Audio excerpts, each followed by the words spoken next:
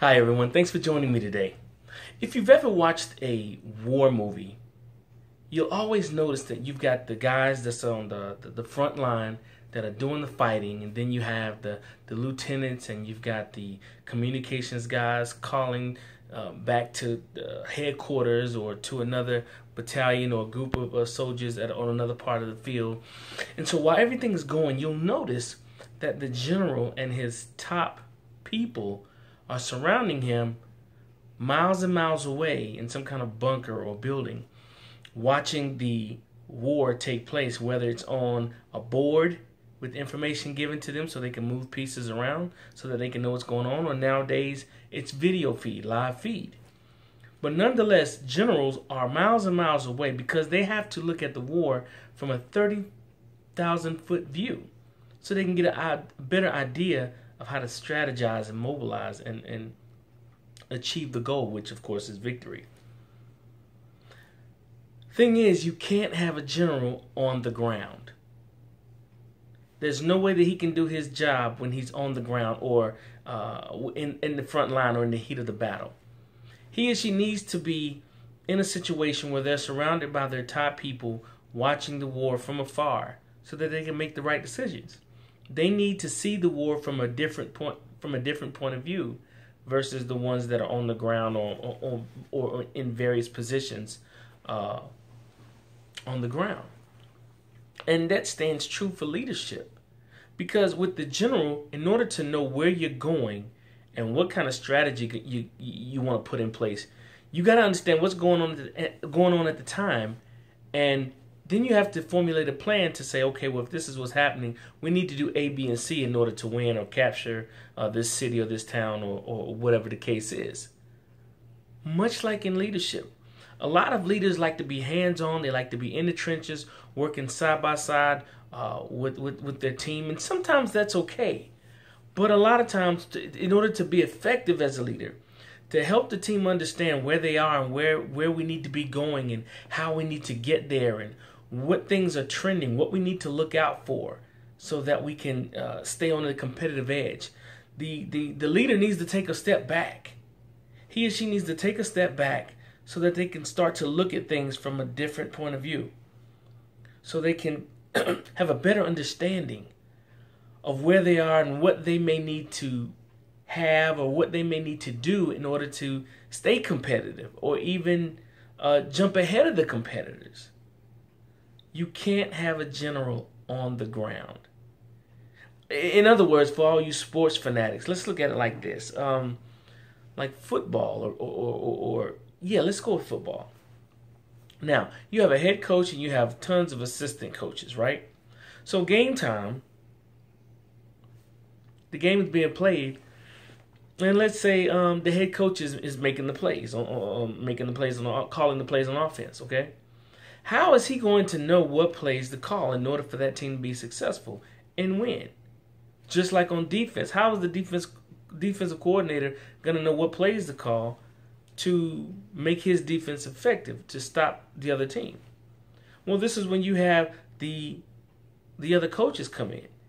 You have multiple assistant coaches that are lined up and down the field. So while you're the head coach and you're right here at this particular point of the field, you've got assistant coaches on this side and this side lined up and down the field. And we're all watching the game, but we're seeing it from different views. And you also have coaches up in the booth who are sitting way up in the sky looking down on the field.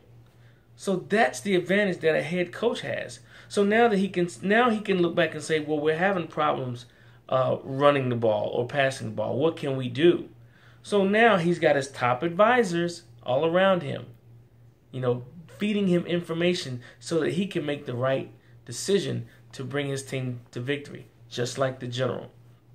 And you also have to remember, the general, just like with the head coach, they have previous experience in wartime situations or in football or in game time situations as a player.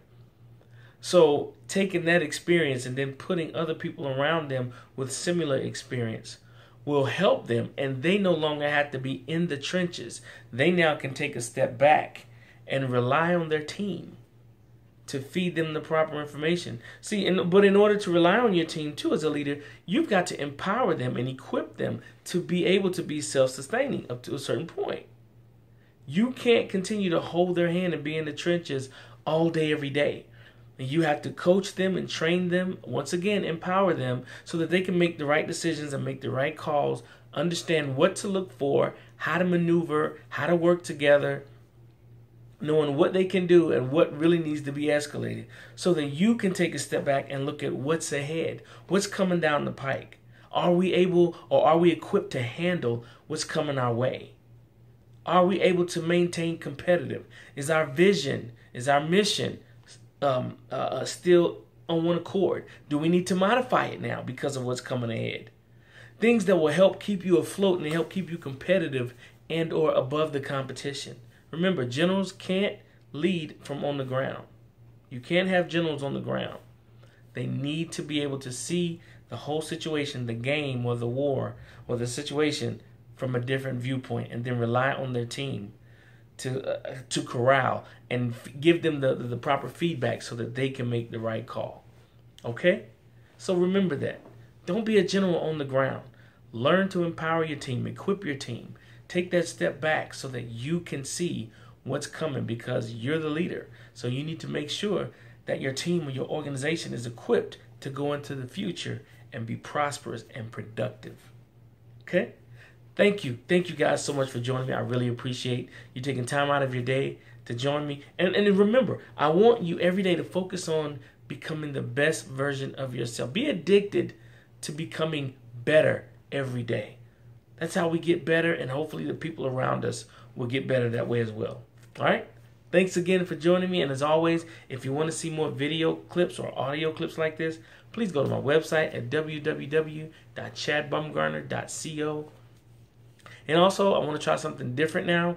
I want to use the live feature on Facebook. So I'm going to try to do it on Wednesdays at 6:30 Eastern Standard Time. You can also go to my Facebook page and like it, if you will. It's CDB Consulting. Okay? CDB Consulting.